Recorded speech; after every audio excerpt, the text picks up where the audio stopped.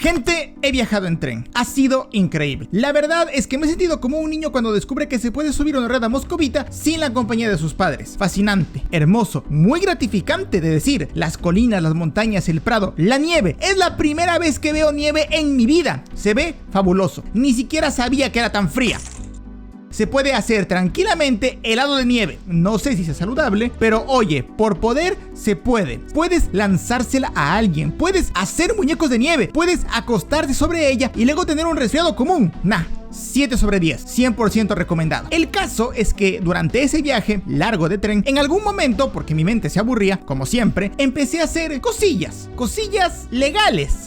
Creo, me puse a mirar gente, literalmente, me senté a mirar gente. La verdad es una actividad que me entretiene muchísimo, se las recomiendo. Me empecé a dar cuenta que algunos de estas personas repetían patrones de comportamiento. Usar el celular, ver por la ventana, conversar entre ellos, etc. Y empecé a cuantificarlos. Saqué mi cuaderno, un lápiz y empecé a escribir. Y primero empecé a contar, 35 personas. Esa era el número de personas que íbamos en el vagón. De las 35 personas que íbamos en ese vagón, 24 usaron su celular un mínimo de 2 horas y media de las 3 horas de viaje para ver videos. Creo, 6 de esas personas mantuvieron una conversación entre ellas. La conversación era intensa ya que mantuvieron muy pocos tiempos de descanso antes de continuar. 3 personas estaban durmiendo, una persona pasó todo el viaje viendo por la ventana y luego estaba yo, que me dedicaba a observar gente de manera legal, creo, porque mi mente se aburría. Me sentía fascinado. Me bajé del tren, tenía todo anotado en mi cuadernito y entonces me di cuenta de algo. La gente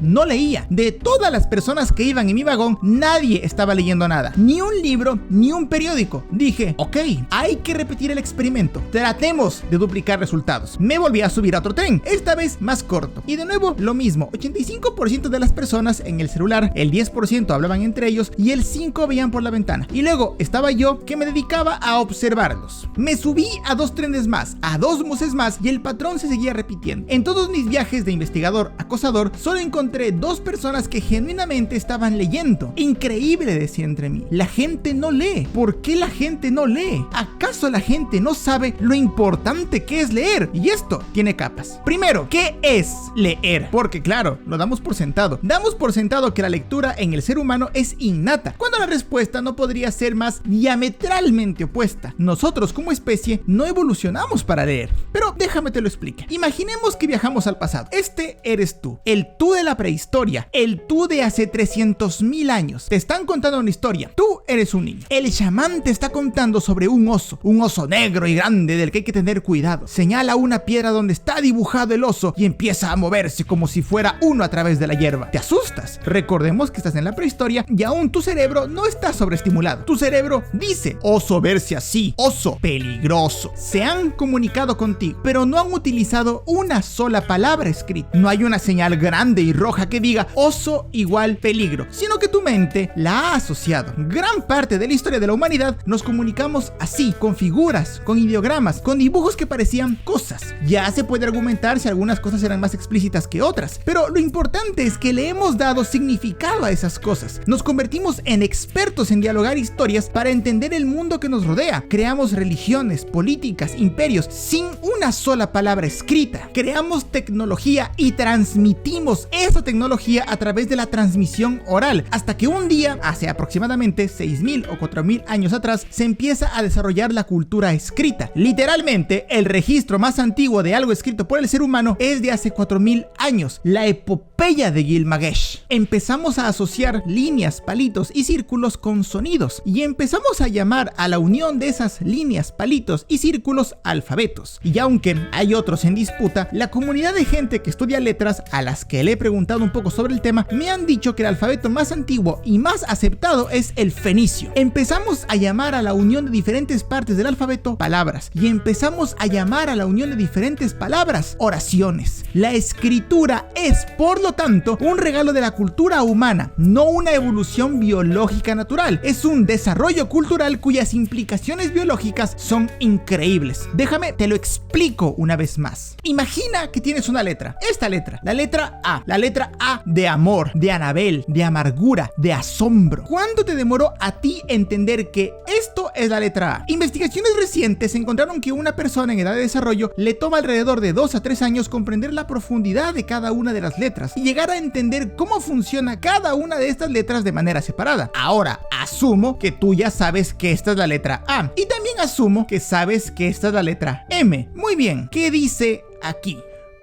Exacto. ¿Qué está pasando aquí? Tu cerebro está haciendo cosas. Primero, tu cerebro tiene que reconocer las letras. Una vez que tu cerebro reconoce las letras, le da un sonido, la voz que escuchas en tu cabeza cuando lees. Esa voz es tu cerebro dándole un sonido a esa letra. Luego de eso tienes que procesarlo, es decir, la letra no está sola, sino que está unida a otro grupo de letras que también significan cosas. El cerebro entonces ya no observa letra por letra, sino conjunto de letras. Las analiza, le da un significado y un sonido. Mamá. Hermoso, biológico, fisiológico, brillante. El gasto de energía que tiene que tener una persona para leer algo es inconmensurable. Leer le cuesta al cerebro porque, como te dije, no es una evolución biológica, sino un elemento aprendido que tiene implicaciones biológicas. Tranquilo, más adelante, en unos minutos, voy a explicarte ligeramente más a profundidad esta frase. Sin embargo, la lectura y el aprendizaje tienen matices. Verán, lo que sucede es que la gente normalmente asocia la lectura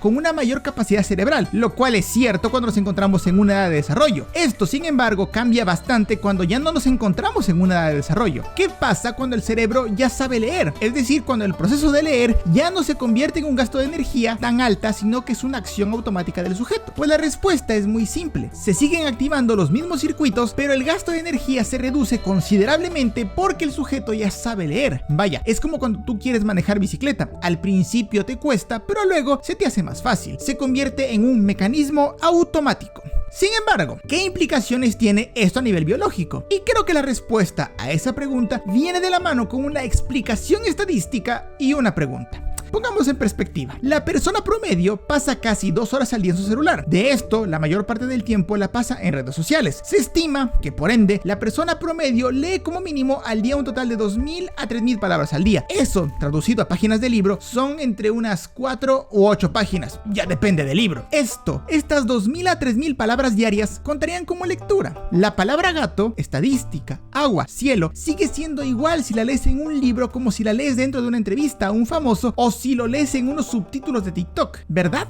No. Cuando tú lees una noticia, una entrevista, subtítulos de TikTok, tu cerebro utiliza un mecanismo aprendido y automático. La conexión entre neuronas es más rápida, por lo que ya no necesitas procesar nada. La información entra y sale. Sin embargo, ¿qué pasa cuando lees un libro? ¿En qué se diferencia un libro de la información corta? Imagina que tienes un cerebro. Ahora, imagina que empiezas a leer algo. La información entra por los ojos, es procesada y emite un resultado. Eso ya lo sabes porque te lo expliqué. El paso de información es rápida porque el contenido leído es rápido. Sin embargo, cuando lees un texto largo, no complejo, largo, pues este mismo circuito se alarga. En lugar de necesitar 1 o 2 vueltas, necesita más. Y cada vuelta el circuito se va acelerando hasta que en un momento se empieza a activar una zona conocida como espacio hipocampal. La zona que convierte las palabras en imágenes, paisajes y belleza. Empiezas a dejar de ver palabras para empezar a imaginar sucesos. Tu cerebro empieza a trabajar para desarrollar formas y figuras que no existen. Estudios recientes han descubierto que si se estimula de manera artificial esta zona hipocampal, la persona es capaz de ver, oler y percibir cosas que no existen. Además de que la velocidad de procesamiento neuronal se acelera. Esta es la razón de que cuando leemos, vemos imágenes. Nos imaginamos a los personajes, sus voces, sus olores, cómo caminan, cómo se mueven. Nuestro cerebro está procesando tan rápido las palabras que ahora ya no ve letras, sino imágenes. La lectura rápida o corta es incapaz de activar el espacio hipocampal, mientras que la lectura consciente la activa con mucha mayor facilidad. Se estima que solo se necesita entre 30 y 45 minutos de lectura todos los días para que el espacio hipocampal produzca una mayor retención, una mayor plasticidad neuronal y una mejora de la capacidad de concentración de hasta un 32.3%. Solo por leer libros. ¿Qué libros? Es igual. No se ha encontrado diferencia entre ficción, romance, ayuda, poesía, Sin embargo, sí se ha encontrado que la lectura académica activa con mayor lentitud el espacio hipocampal, ya que si la persona no domina el tema, primero tiene que trabajar otras zonas del cerebro que ayuden a comprender el tema que se está leyendo. Ahora, entre leer en una tablet o leer en un libro, la verdad es que no se ha encontrado gran diferencia. Lo importante no radica donde lees, sino lo que lees. En donde sí se ha encontrado una gran diferencia es en los audiolibros, en donde si no se tiene una concentración plena, la verdad es que la información no se retiene de manera adecuada. Leer reduce el estrés, la soledad percibida, mejora las conexiones con las personas, reduce el riesgo de infarto, además de ayudar a empatizar y comprender los problemas sociales. Y sin embargo, la gente no lee. Las estadísticas de países desarrollados muestran que la persona promedio solo lee entre 5 y 7 libros al año. Sin embargo, esto varía entre países y países. Observando los datos de forma más individual es todavía peor. En Estados Unidos, más de la mitad de la población leyó solo un libro al año. ¡Horrible! Llegados a este punto de la investigación, decidí volver a subirme al tren. Gleis 1, Einfahrt S7 nach Frankfurt am Main Hauptbahnhof, Abfahrt 8:30 Uhr. Vorsicht bei der Einfahrt. Me encontraba yo solo viendo por la ventana. Afuera hacía un día hermoso y me puse a pensar, ¿y si la razón del declive de Occidente es la relación entre el descenso de la lectura y la desinformación? Saqué mi computadora y busqué datos. Pobreza y tiempo de pantalla. Se encontró una asociación entre los lugares más pobres del mundo, la poca capacidad que tienen de lectura y el tiempo de pantalla. Y se encontró que las personas de bajos recursos pasan un total de casi 3 horas más al día viendo sus pantallas que aprendiendo. Como dije en mi anterior video, las investigaciones indican que los niños que están expuestos a más de 2 horas al día de tiempo de pantalla recreativo tienen peor memoria de trabajo, peor velocidad de procesamiento, peores niveles de atención, peor habilidad de lingüística y peor función ejecutiva en comparación con los niños que no pasan todo ese tiempo expuesto a pantallas recreativas. Y entonces me puse a pensar, la lectura es un legado de la cultura humana, es un regalo de nuestros antepasados que le costó a la humanidad milenios desarrollar, refinar y luego empezar a replicar. Todo esto empezó a suscitarme varias preguntas mientras seguía sentado en ese tren camino al sur. El ser humano ve la vida a través de un relato, una historia, un libro. Sin embargo, si el mundo se revela a sí mismo en forma de relato, ¿cuál es ese relato? Ese libro. ¿De qué manera caracterizamos adecuadamente nuestras metas y tentaciones más profundas si ignoramos la capacidad mental que proporcionan los libros? ¿Puede una persona siquiera empezar a caracterizar algo sin la ayuda y el esfuerzo mental que requiere eso? ¿Qué es relevante y qué puede y qué debe ignorar?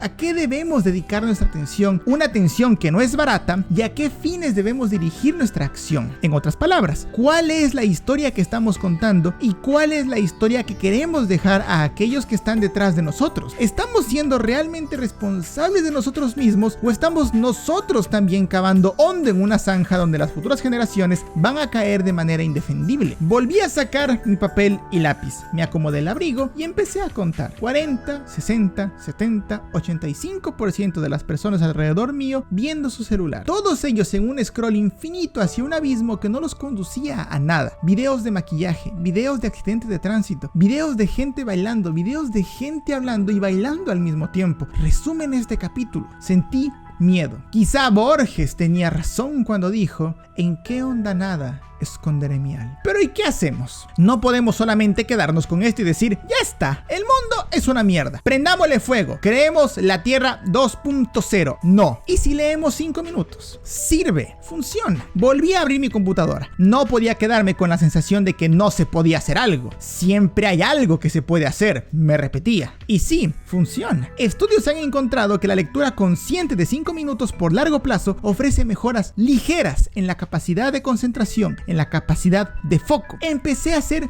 más ambicioso. ¿Qué tal? 15 minutos. Encontré que la lectura diaria de 15 minutos mejora el vocabulario y por lo tanto el habla se vería también mejorada drásticamente. Quizá incluso podríamos ser más ambiciosos y decir: voy a dejar el celular por 5 minutos. 5 minutos donde solo seré yo y mi soledad. 5 minutos en las que pensarás en tu día. ¿Qué tal? ¿Suena? Bien. Tienes 5 minutos. Si a esto le sumas a tu rutina de 5 minutos de ejercicio todos los días, 5 minutos de lectura, 5 minutos de meditación, por favor, ¿a dónde podrías llegar? ¿Dónde estarías en un año? Seguro en un lugar mejor, quizá ligero, pero definitivamente mejor. Lo más importante de este video es lee.